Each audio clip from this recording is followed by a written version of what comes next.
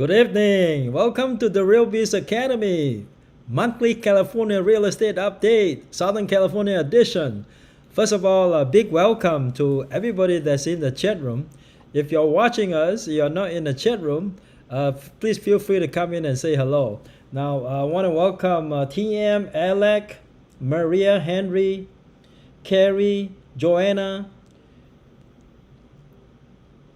Howard, Nick, Tanya, Changping, and Feng Jiao and Justin. All right, let's get started. There are three presenters tonight. Myself is presenter number one. Have been a real estate attorney for over 28, well, coming on 28 years now. And been a real estate broker since 2003. I became more active in real estate work in 2010, and I got more involved starting 2014. 2014 is when I started teaching a real estate license course. As you know, I don't teach live courses now. I do have online real estate exam prep videos that some people told me they were very helpful. So you're welcome to watch my videos on the Real Biz Academy's channel. Now, presenter number two is Kevin McClenahan, and he's out of our San Diego area. And he's going to be presenting the market update about Senti, and he's from El Cajon area. And Kevin has been with us for a couple of years. Now, Jean Riley, as you know, everybody knows who Jean Riley is by now. She is so successful in San Diego, and more and more people are finding out about us through the market update that video that we put out. And Jean Riley is a big benefactor of those videos. I'm sure she'll share with you someday how helpful they are. Now, we make these videos not only to educate our own agents, but also to provide value to our customers and all prospective customers. Now, Jean Riley is going to bring to us the latest on the trends and development in the San Diego area. All right, without further ado, let me go to my screen so I can share with you my market update. But before I present my slide, couple of background information about what's going on in the market. I think the market is greatly influenced by the pandemic. There's no doubt about that. And the inventory is greatly influenced by the pandemic. And one reason why inventory is extremely low at the moment has to do with the eviction moratorium that is going on. And that is not going to expire as of right now until October 2nd. Now, the California eviction moratorium expires on September 30th, but the CDC eviction moratorium expires on October 2nd. Well, why is there a few days discrepancy? It has to do with the fact that the CDC order came down on August 3rd. So if you measure about 60 days, October 2nd seems about right. Now, the CDC order is actually quite different from the California eviction moratorium in the sense that they actually came out and made a statement that this you get a sense that this might not be the last order, depending on how things develop pandemic-wise. Things are not greatly improving, so at this point it doesn't look like October 2nd is going to be the definite ending date for all of this eviction moratorium order. So that may have an impact on which way the market is going. So now let me go ahead and share with you what I was able to find from the MLS this afternoon. Okay, now on the screen, first slide that you see is the median days on market. The different lines that you see are for 4 different counties in the greater Los Angeles area, and that will be the Riverside, San Bernardino, Los Angeles, and Orange County, 4 different counties. As you can see, About a year ago, I mean, we have median days on the market anywhere from 25 to 40 days. Right now, in August of 2021, we're down to like 7 days for median days on the market. Anywhere from 7 to, well, actually, anywhere from 5 to 10 days. Now, the blue line is actually Orange County. The last I checked, it's around 7 days for the number of days it takes to get a property sold in Orange County. The line starts to flatten out a little bit, okay, which is actually telling me that don't expect the days on the market to go down. In fact, it's gonna flatten out like this at least until end of September, and then we'll see what happens with the eviction moratorium. Now, if they extend the eviction moratorium again, we can expect to see the line extending further as far as the median days on the market, because once the eviction moratorium is lifted, you can expect more people are going to put their properties on the market.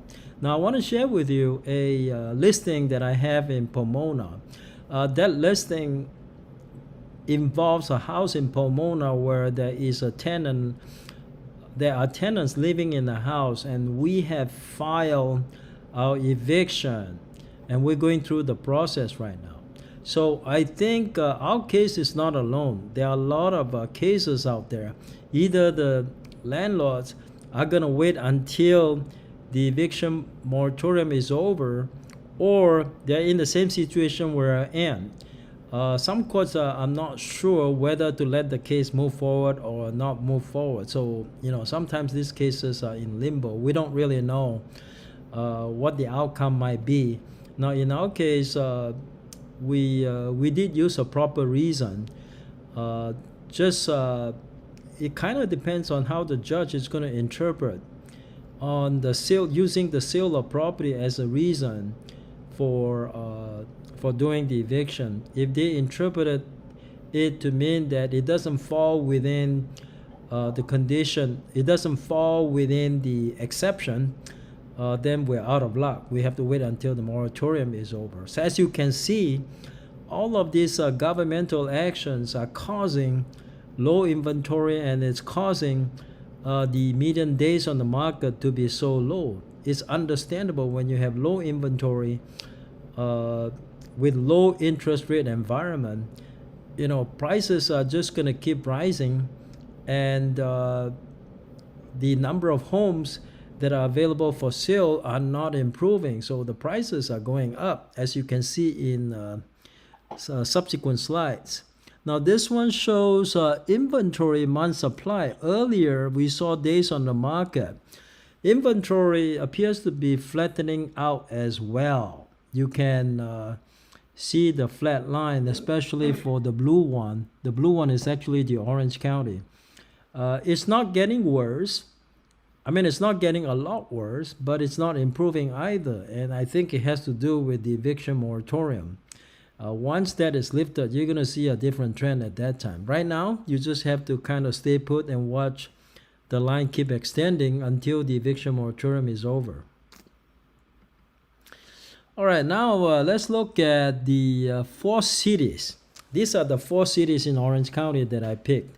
The city of Irvine, Yorba Linda, Lake Forest, and Tustin. The blue line on top, that's actually Irvine. Irvine, you are seeing a slight dip on the number of closed sale, but at this point, it's not enough to establish a trend yet, but we are seeing a little dip here.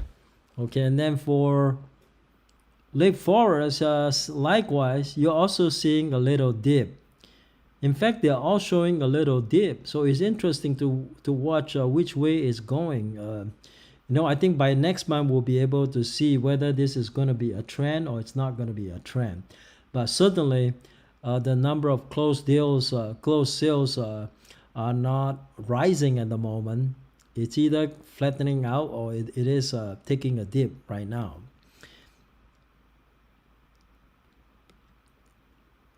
active listings. Well, active listing continue. Well, actually, it is kind of flattening out also. Because the number of closed deals went down, so less properties actually closed, and then the active is kind of flattened out. It's pretty flat. It's like it's not rising and it's not dropping. New listings, properties that are coming onto the market, that's pretty flat. It's not showing any kind of a trend yet, but definitely we have to wait until next month to see what happens, okay, on the number of new listings, whether or not we're going to see more new listings or less new listings. I expect that we'll see more new listings once the moratorium is lifted. I'm pretty sure. I have a couple of other listings that I couldn't even, at this point, I don't want to think about serving them with a 60-day notice yet, although I could. But, these are just, I'm sure there are other property owners facing the dilemma. They don't know whether to serve the 60-day eviction notice, or maybe they should wait until the pandemic is over. Now, plus another thing at play here. The government incentive for the landlord to keep the tenants in the house also play a role here. Some landlords may have thought about selling their home, but because they were able to get subsidy of up to 80% of past owed rent for the pandemic period, some landlord might decide that, hey, we might as well go ahead and get paid and not take a big loss, because if they try to sue the tenants in a small claims court, they face two difficulties. The first difficulty has to do with the prerequisite to file a small claims case once the pandemic is over, is that the landlord must have given the appropriate notices. And there were two dates on which they should have given the appropriate notices to the tenants. If they miss one of them, they might be out of luck. The first date has to do with a certain number of months of past owed rent. That's the earlier period, from March of 2020 or April 2020 until September of 2020. That's for the first notice. And then there's another notice that had to be given to the tenant to cover subsequent periods. Now, if they miss one of those, they may have difficulty getting paid. Some landlords are not aware of it yet. So comes November 1st, when they allow people to file small claims, some landlords are going to regret that they did not apply for the subsidy. So, but some landlords already, they knew about it, so they applied for the subsidy. So in the meantime, because they applied for the subsidy, they can't really evict the tenant. And there's really no hurry to sell the home, because prices keep going up. If prices keep going up, unless there's a good reason to sell the rental properties, why sell them now? Might as well get the subsidy and wait for prices to go up higher.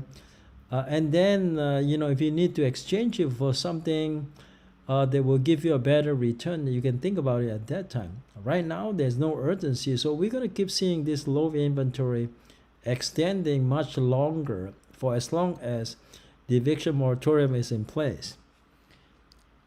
All right, let's look at the next slide. Oh, okay. I think I'm down to my last slide. All right, I thought I had more slides. Sorry about that. I will share with you though the median price per square foot. It went up for all 4 cities, with Irvine median price per square foot is around $550 per square foot.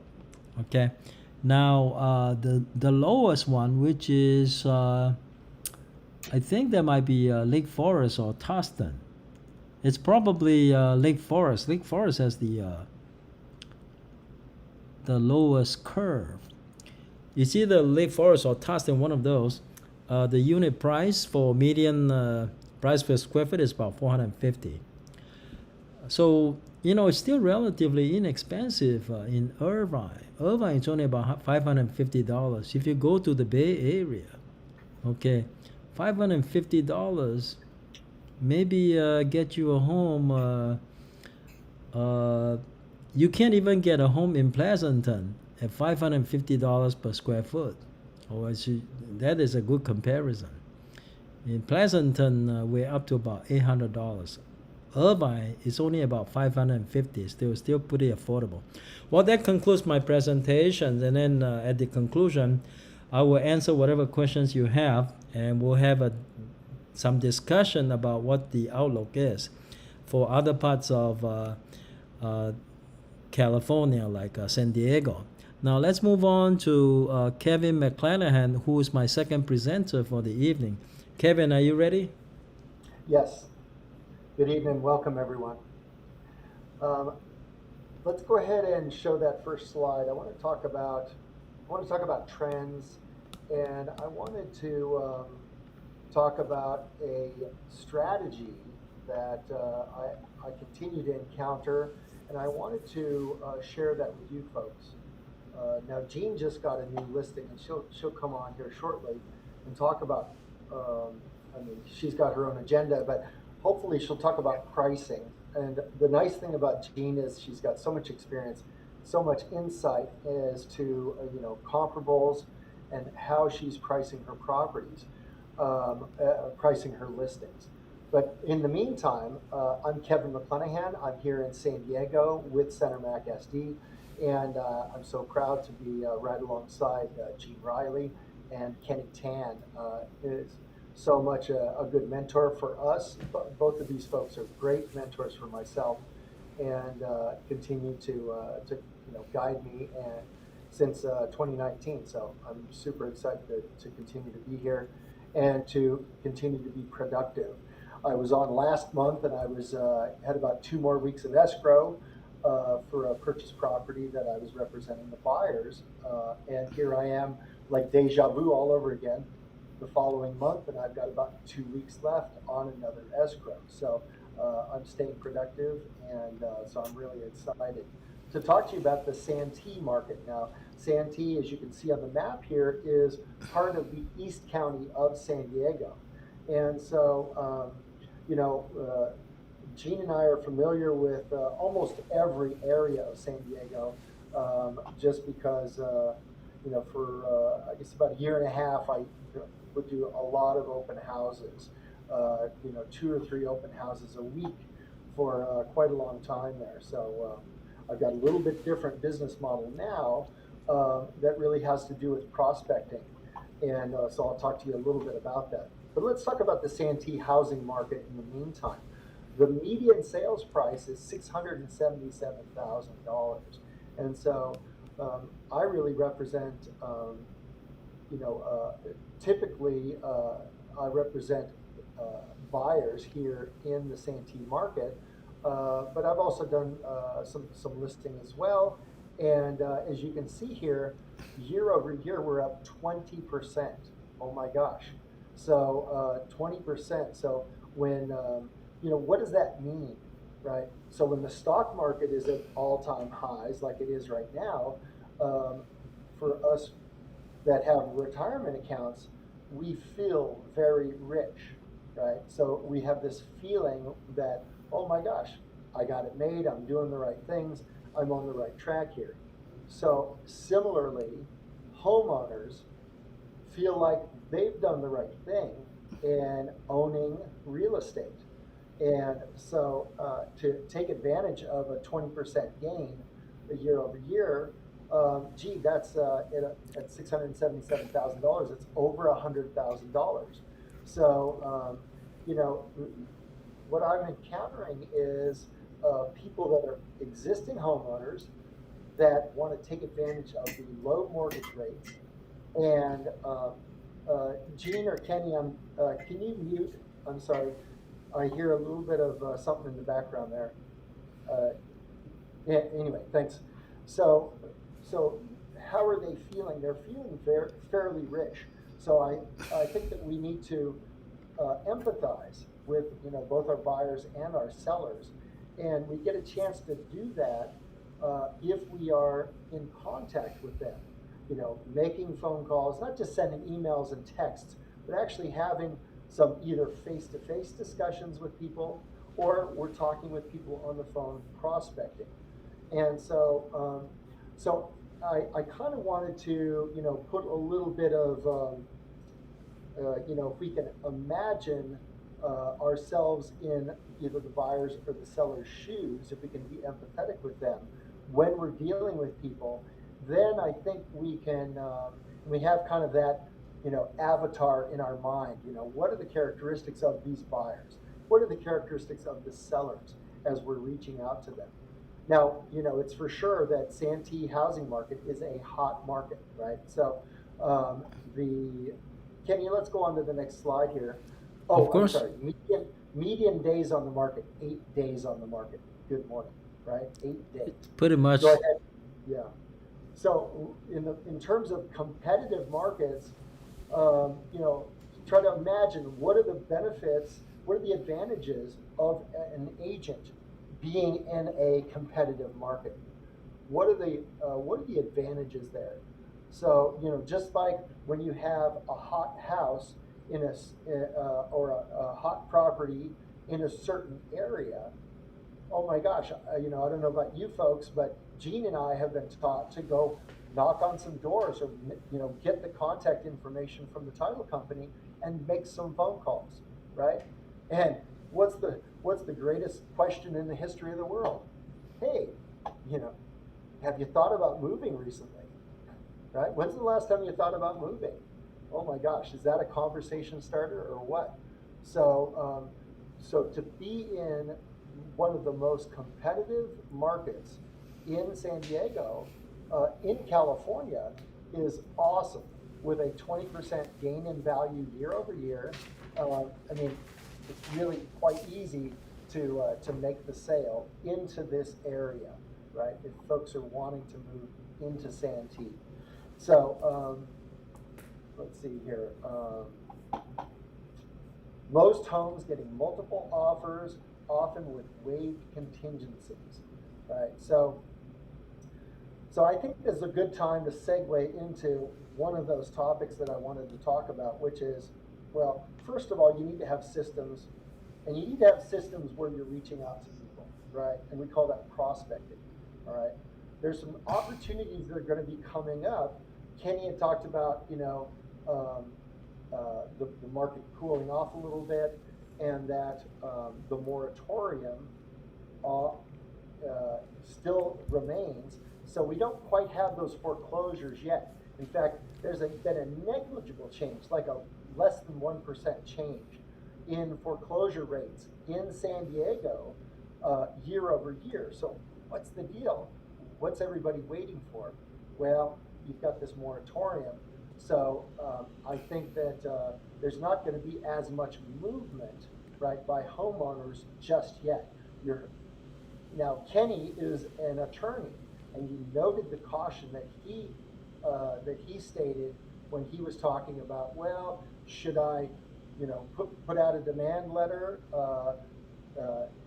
now 60 days for eviction notice, or should we just wait until this moratorium gets lifted?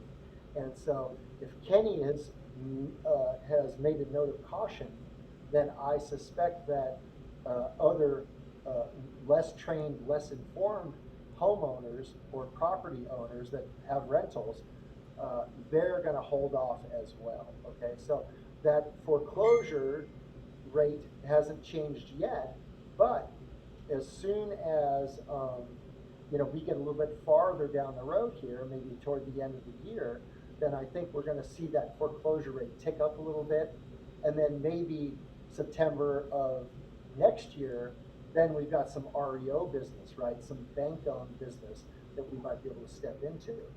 But whatever the business is, whether you're, working for sale by owner, REO business that's coming up, absentee owners, which is we love, you're going to have to reach out and do some prospecting. So if you haven't done that yet, then and you haven't done any video yet on your YouTube channel, then I would encourage you to do that. That's what we're doing. Kenny's the leader of this program. You know, Gene Riley, you know, has outperformed most agent year over year, and she's doing a lot of video as well. And I think that's good advice for us to do some video as well. Kenny, give me one last tile here. Okay, One last sure. chart. And I just wanted to, because from 2014 until 2019, when I became a realtor, I worked for a hedge fund. And we used to look at price charts, and price charts really consolidate what human behavior is all about. And so I wanted to show you on this price chart here. I'm sorry, I took a snapshot of December 8, 2018. Just ignore that. What we're looking at is the most current and what we call this double top, or it looks like you know, camel hump, right? But the highs here, and so once we come up and we tested the high, we come up and test that high again, right? Then all of a sudden the market's going to pull back a little bit, and so anytime you're reading a price chart, there's two things to consider. Anytime you have a double test or a double top like we've got here, versus Kenny's stair step chart that we looked at earlier, anytime you've got a double test like this, you're going to have a little bit of correction, okay? So it doesn't matter what chart you look at, and the greater the numbers, right, the more substantial that chart is. So human behavior is, in a nutshell, consolidated in any type of price chart like this. We can consolidate and we can summarize human behavior, okay? So I think that's important to note that we've already got a double top in here, that we're in for some period of consolidation or some correction, okay? The other thing to look at is what we call the angle of ascent. Can you folks look at that? Anytime that you see a chart, We can't see, Kevin. you can't see it. Oh, okay. Yeah, I thought that's you too had one. small. That's too Okay, small. no worries. Okay, so just everybody get out a pen and a piece of paper and make a check mark. All right, just make a check mark. Just like, oh, I've graded this paper and I'm just going to make a check mark. You see the angle that you've naturally drawn there, the angle of ascent on that check mark that you just made, okay? That is what we call a continuation angle, and that will continue long term, okay? So as soon as you see that angle of a chart go vertical, all right, just like a rocket launch, you know that that is not sustainable, okay? So in this chart, you can see that price action is sustainable, all right? That year over year, sale to list price, 103%. We're going to continue to grow year over year. We're going to continue this growth in this Santee market, okay? So hopefully those are some insights, and they'll give you a little bit of encouragement that you can take away from this lesson and from this market update, okay? All right, thank you so much, Kevin. I'll invite you Yeah. back at the conclusion. Now let's go to Gene Riley. Gene, are you ready? Oh, I muted you, so let me go ahead and unmute you.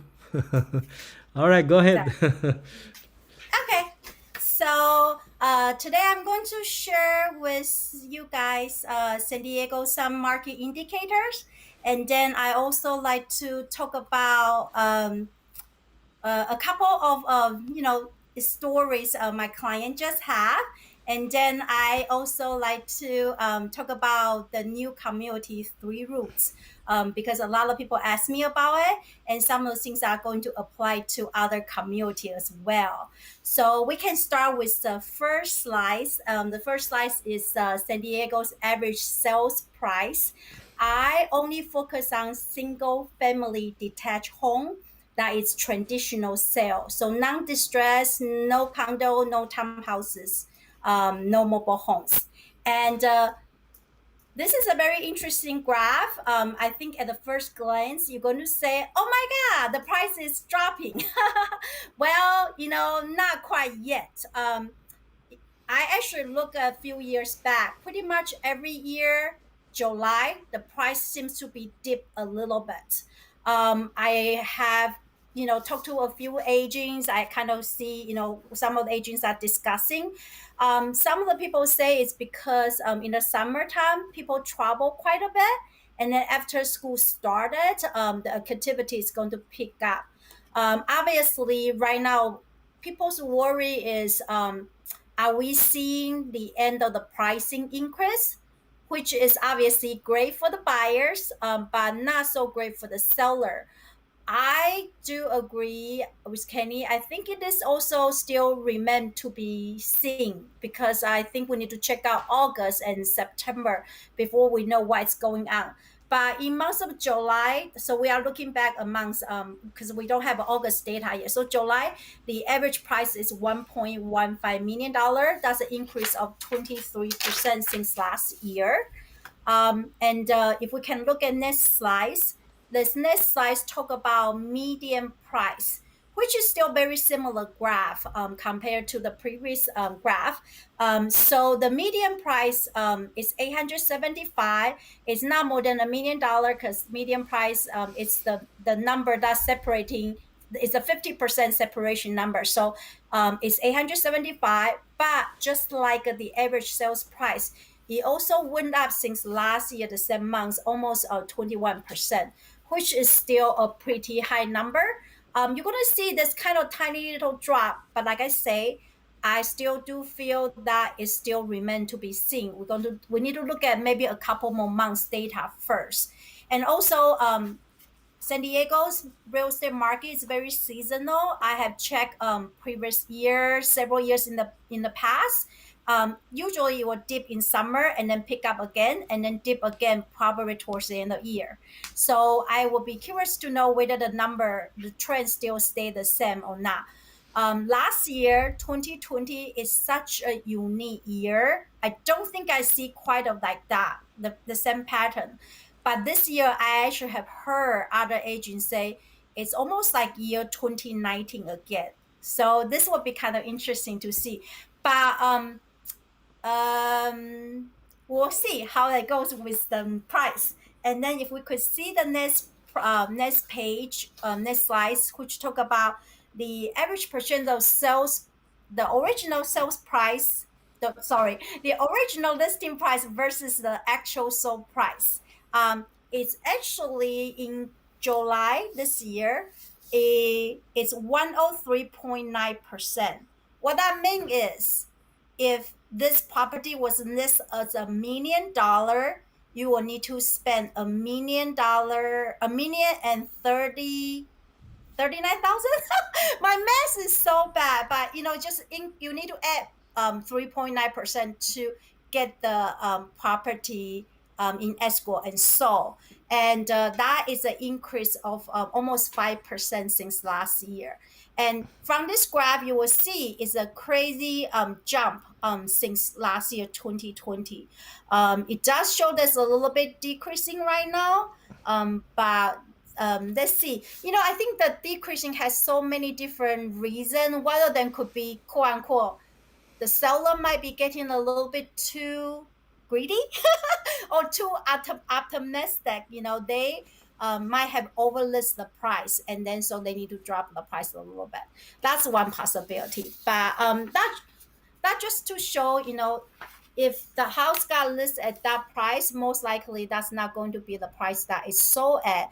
And that actually, just kind of like Kevin said earlier, pricing strategy is actually quite important. And I can share with you a couple of my personal example, my new listing, and see how I can get the price go up since I listed.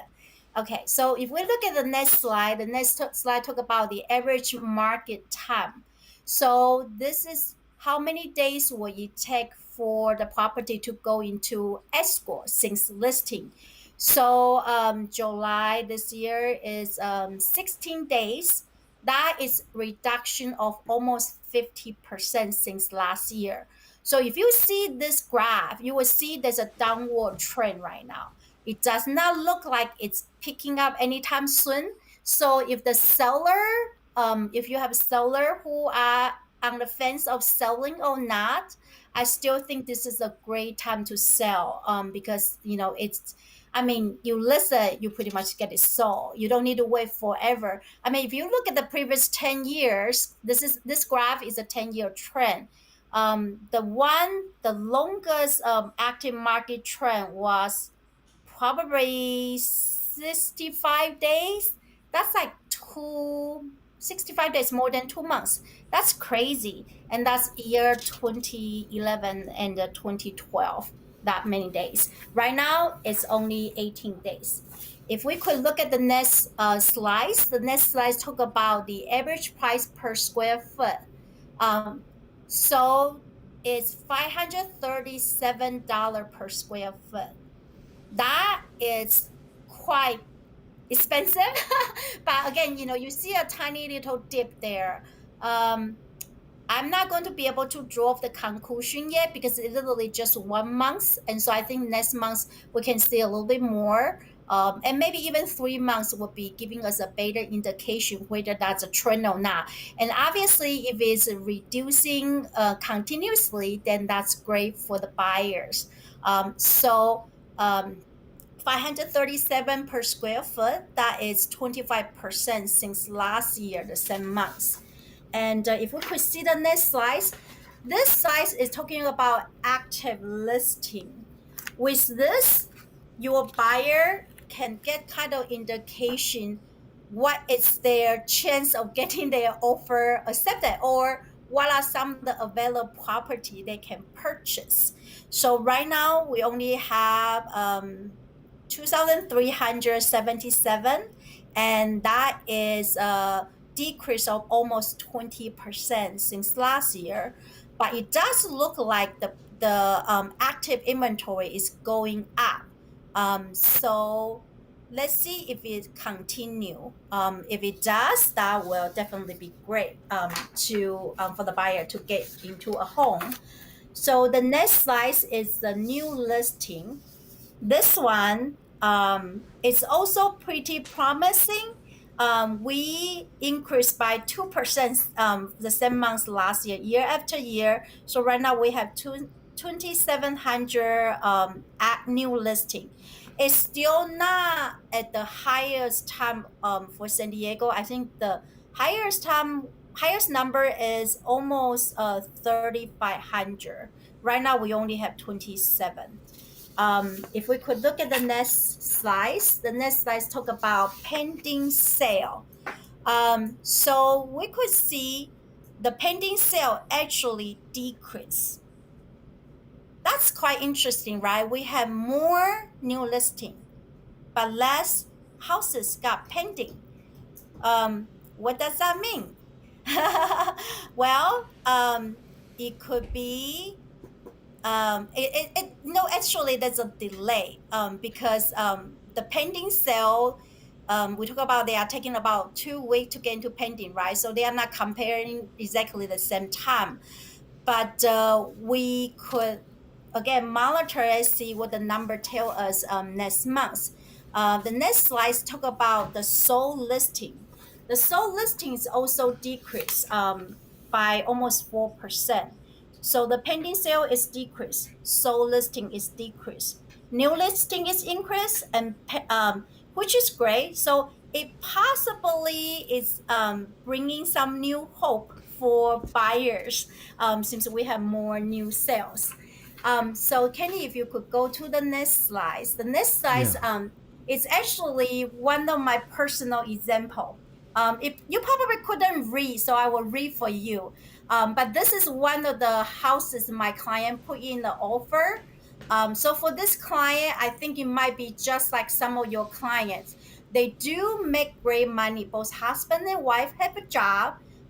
They already own a townhouse. They got a new baby, COVID baby. I do have some clients with COVID baby, so they did increase. They have more kids, and the townhouse is getting smaller on them. They want to get a home with backyard. Um, Unfortunately, they haven't have a lot of down payment yet. So they have roughly about 10% down payment, but they make great money. So they are able to get, approved up to, I believe, 1.1 or 1.2 ish. Um, but the most difficult thing is, as you know, most of the buyer are waiving appraisal contingency. Unfortunately for my buyer, because they don't have a lot of down payment, they couldn't really waive the appraisal contingency. So we tried the best we could. We increased the earnest money deposit. We even agreed to release portion of the earnest money deposit to the seller after they remove the inspection contingency.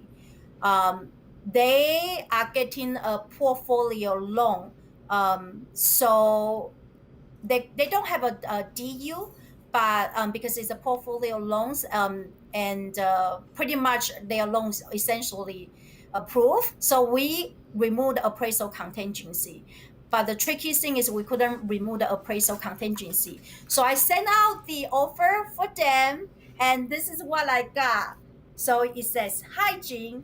Our seller found a replacement property yesterday and have decided to accept an all cash offer, well over high end of list price, $1.075 million, with short time frame, no appraisal, quick closing, and the free rent back.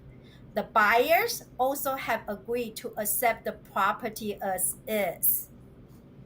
Oh my God, I sent this to my buyer. My buyer said there's no way we could compete with someone like this. So essentially, the buyer, cash buyer, and this property in San Diego, we have something called variable range pricing. That means you can list the property as a two number. So there's a low number and a high number. I think the low number might be 1.02, I believe.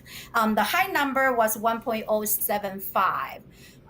So essentially, the accepted buyer went above and beyond their highest listing price. So my guess is they probably win it as 1.1 or higher.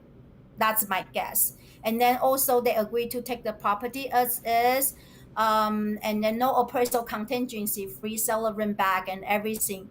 And so that is really difficult for buyers to get accepted. Um, I just closed a escrow yesterday, and that buyer has very similar terms, just like this one. So the one got accepted. The picture you are seeing right now, that's not my buyer. My buyer didn't get this house, but I have a different buyer who used very similar strategy. My buyer happened to be very lucky. They got an all cash offer. They offer all cash offer. I was actually able to negotiate the price a little bit. It was I think I negotiated $40,000 reduction for my buyer. We did need to offer the seller rent back, but it's only 2 weeks. We have appraisal contingency, and funny thing is, I was trying to negotiate the seller credit to my buyer, and I think after I look up all the repair item, my guesstimate was $1,500, and so we request $1,500. Seller came back, want to give us 750, and I'm like, buyer didn't like it, so I went back and just renegotiate again with the seller. Well, actually, I'm sorry. When I meant seller, I mean seller's agent. That deal happened to be the same person. The seller is also an agent. She was representing herself, so it was actually pretty direct negotiation. I was essentially negotiating with the seller, and I at the end of the day, I was able to get her to agree $1,500 for my buyer. So I was very happy. I know it's not a lot of money, but I try my best to get what I think I could do to for my buyers. Um, but so that is the story, and they got a home. So they are moving here, and that buyer actually they were buying retirement home, um, and I done a deal with the son before, so they enjoy working with me. They refer me to the parents, and for me, I'm very happy. They are Chinese. They speak Cantonese. I don't understand Cantonese, but we usually speak in English or Mandarin. So I was able to communicate with them. They are very highly educated. The buyer, he's actually a medical school professor, and his son is a medical doctor. So I have very sophisticated buyer. And so they do agree with my strategy when I negotiate, and that's a blessing for me, because when the client trusts me, I have the freedom to do what I need to do to get them the home. Anyway, so this is a story, a successful story, and then also a non-successful story. But I want to share with you the next. I want to share with you three routes. So Kenny, if you could go to the next slide. So this is Yes. a very interesting. This is something called I think called offer form. So three rules we have mentioned earlier in a previous video update. Three rule is one of the newest community in Sorrento Mesa, and it's really close to our office, Sentiment SD's office. There are three builders there. One is Lennar. The second one is Shea Home. The last one is California West. I would say I probably have 10 plus buyer who has registered, try to be on their priority list. So far, as far as I know, only two people has been contacted. So the competition is very tough. Shea Home and California West, they are literally using the order of the priority. So if you were not in the first maybe hundreds, you probably won't be contacted this year. That's kind of what I heard. But Lennar is very different, and I want to share this with you because I don't know you have seen this form or not. So this is Lennar's offer form, and I actually have seen this multiple times because I have a different client who also submitted offer for Lennar, not in Three Root, but in Del Sur. Del Sur is also another new community. Basically, they are asking you to give them a bid to purchase the home. And then typically my buyer, the first question they ask me is, Jean, how do I know what to offer? And I'm like, how much do you want this home? Do you want to hear me tell you the truth, or do you want me to tell you a number that you feel happy? So anyway, the way they are doing is they actually give you a suggested number. So they might tell you, okay, for this model, our price start with $1 million. And then what would you like to do? They select buyer based on the price they offer, how strongly they qualify, whether they are contingent or not contingent. I think if they are contingent, most of the time they probably won't even be accepted because they have more buyer than the house they can sell. So they are not working with contingent buyer right now. That's what I heard. And then also the way they work is you on this offer form, you can offer two house. So let's say if they release 10 houses, you cannot say, oh, to increase my chance, to increase my I'm going to make an offer on every single home. You cannot do that.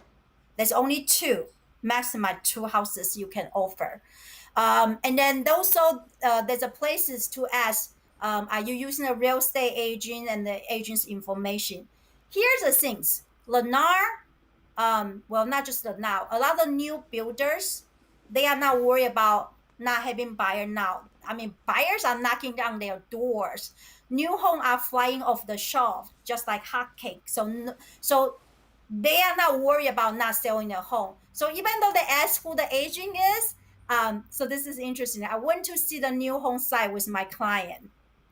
I knew it ahead of time. They are not paying referral fee for the agents, but I really do care about my buyers, so I went with them, and then I know the sales agent because I have done a deal with her before, and then she remembered me. So she's like, so the first thing she saw, literally was like, we say hi to each other, and then almost the first word out of her mouth is, Jean, I'm so sorry, we are not offering broker referral fee. And I told her, I said, hey, Allison, don't worry about it. I knew it ahead of time, but I'm here for my buyers. So don't worry about it. So I was able to kind of look at the new home with my buyer, and I was able to point out a few things he probably didn't know or was not even paying attention to, because he didn't have any experiences in the past. I have done a lot of purchases with new home. So anyway, I this is what I tell agents and also what I tell my buyers. I don't really care whether I get paid by the new home builder or not. I care about whether you get a good house or not. So always go ahead and put my information there. And even if I don't get paid, I will still be your agent.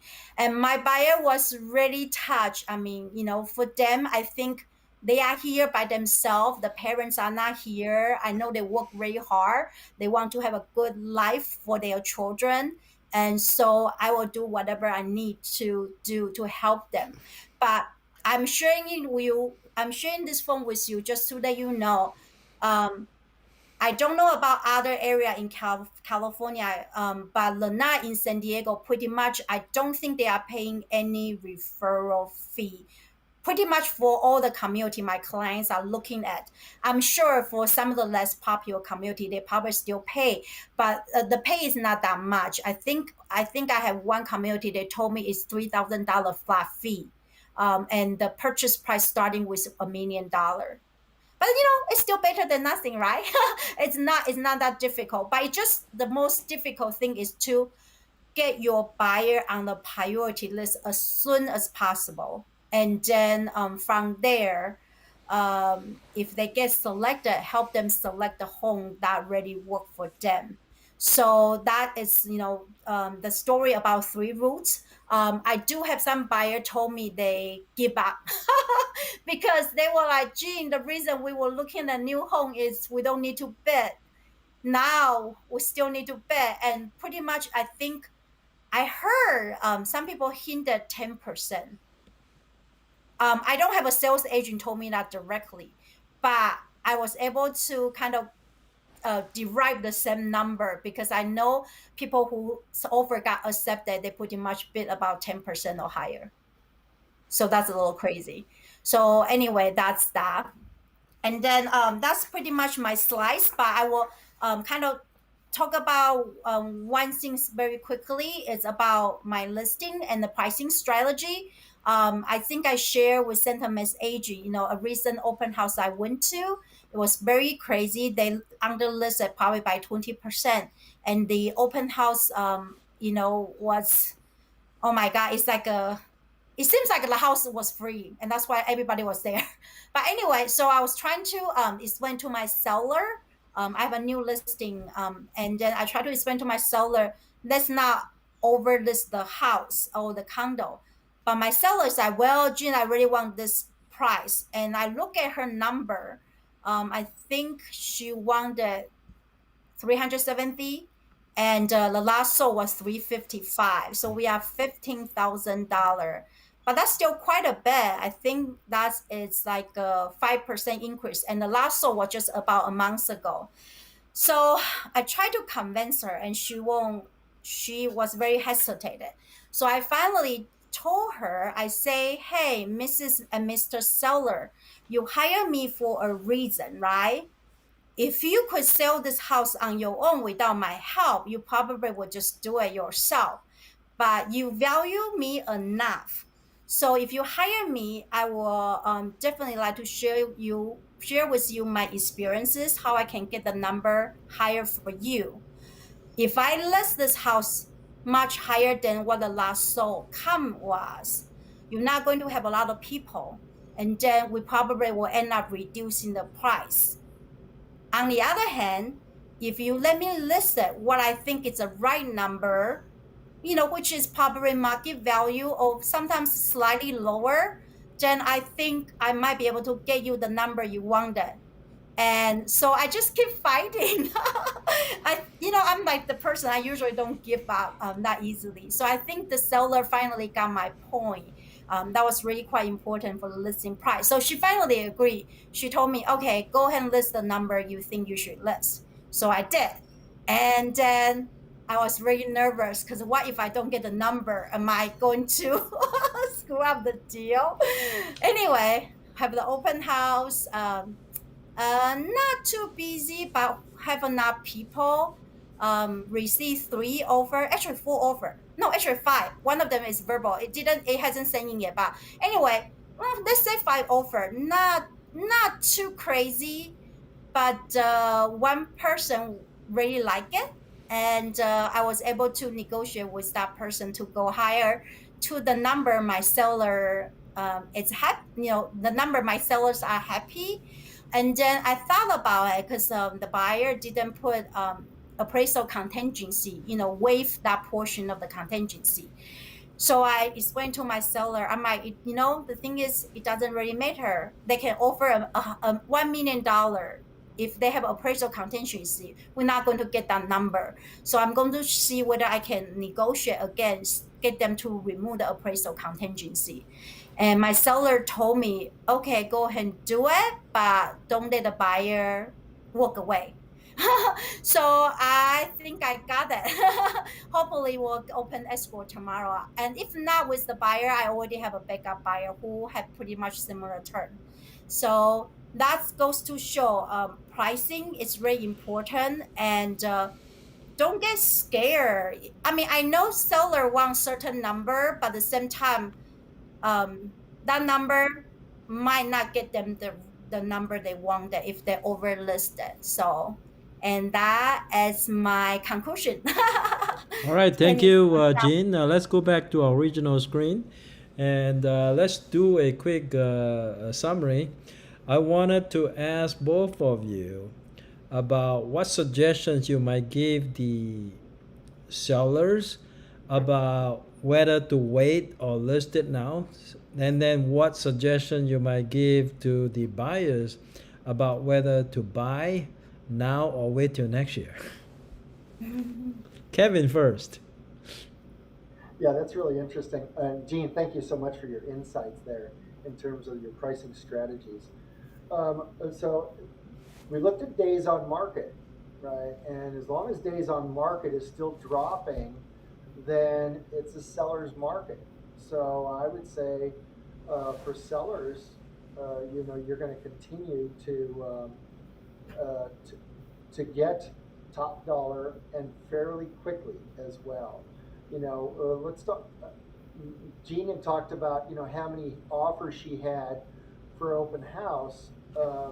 In the past, what we've done is like if you get 7 to 10, for every 7 to 10 visitors at an open house, you should get one offer, right? So every 7 to 10, we should get one offer, and so you've priced it correctly if your numbers line up. And if your numbers are not lining up, you get a small army of people coming through the house and you get no offers, you did something wrong, right? And it usually has to do with, it was the house painted, is the stovetop new, is the refrigerator in great condition, right? So those are the top kind of bugaboos for what we look for. So that being said, then, so for on the flip side for buyers, should they wait? Well,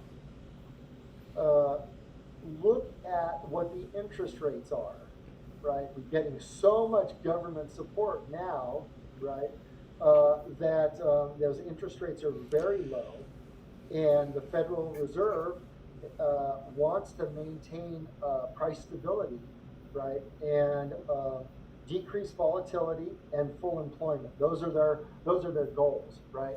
And so, so if we're at record low interest rates, then it doesn't matter really if the buyers are chasing price, because it's almost free money, right? You're talking about money that is so inexpensive. I think when we bought our home, that we live in right now, we paid 12% interest, and we thought that was a great deal. So, 12%. right? So, and then we've refinanced and whatever, we own it outright now. But So I think that, money is fairly inexpensive. I would encourage your buyers, if they want to make a move, now's the time to buy. All Let's right. go ahead and Okay. make that. Let's make that purchase now. If it's All right. if it's not, if you need a backyard, if you need to get closer to work, whatever it happens to be, let's go ahead and make that move. All right. But Okay. Before I go to Jan, yeah, I just want to share some sentiments from a group of buyers that are saying, we don't want to be the laughing stock by being the guy who bought at the peak. What do you say to those guys, Gene? Well, it depends on when you are looking at. I mean, if you're looking at 1 year or you're looking at 5 years or 10 years. I had bought multiple property before, and if I didn't buy those home, I will not be making money, right? So I think it depends on real estate is never a short term game. It's a long term game. You need to, if you can buy, hold on to it for 5 years or 10 years, then you can be great. I think I gave you an example before, like a 2012, we bought a condo. We paid $200,000, and my client, well, they were not my client at that time, but the same person, she bought a condo in the same community, exactly the same footprint for 180,000. So yeah, you could laugh at me and Darby. We overpaid $20,000. That's 10%, right? But fast forward 10 years later, guess how much that condo is? $500,000. So I paid $20,000 to make that $300,000. Am I smart or am I stupid? Right? That's the question. yeah, you're pretty smart. I think an investor don't think about the short term. I'm not a flippers. Most of people are not flippers. So don't think about like in a year, in 2 years. Think about 5 years, 10 years from now. Yeah. I totally agree. Now, what do you say about uh, sellers who want to wait until next year to sell, thinking that they can make more money? Kevin, you want to answer or you want me? I looked at that chart earlier. There were two things that I saw on your price chart for San Diego, and that was a vertical move, right? So almost like a rocket launch, straight up. If we looked at that chart, so that was important to look at, okay? That's not sustainable, right? And then the second thing was some of those price charts, they were already had, double top, right? So we've already challenged those highs, and I think that we're going to come back down. You had talked about seasonality, right? So, we're going to enter the end of the year. And then the next thing I think it's important to note is something that the president said tonight, and one of their agenda items is this free community college for 2 years. So there's $1.6 trillion outstanding student debt, right? $1.6 trillion, that's a lot. And if they're going to wash that off the books, then we're in for more trouble then. So anyway, there's trouble on the horizon. I know we've already been through this pandemic, and it's put a strain on us. We're not seeing the effects of that because foreclosure rates are not really kicked in yet, but I think it's coming, right? I think it's coming. So anyway, heads up on that. What we usually tell our buyers, right, and our homeowners is that if you've got your money in the stock market, then it'll triple every 10 years, right? Every 10 years. If you have your money in real estate, then it's going to double every 10 years, all right? It might take 7 years, it might take 13 years, but on average, we're looking at, that great investment that you made, Gene, right? How do you turn $200,000 into $500,000? You maintain the property and you wait 10 years. Good job. Yeah, and then you also get rental income. For the rent we got, we already made back the 200,000, exactly. right? Exactly. Yeah, so beautiful. Yeah. All right. Okay. Unless you have something to add, Jean, that concludes our presentation tonight. And I thank you both for giving us a wonderful presentation. And I thank everybody that is in the audience. You have been a great supporter of our program, I see a lot of people stay till the very end, and that's very encouraging to us, and we appreciate it. So keep watching our show, and I got a new subscriber on Twitch tonight, so that's good. I'm building an audience on Twitch. I got 5 subscribers now, so I'm keep adding. So we will add slowly but surely. All right, thank you all, and have a wonderful weekend. Okay, hope everybody stay safe. Okay, all right. Okay, see you next week. Good night.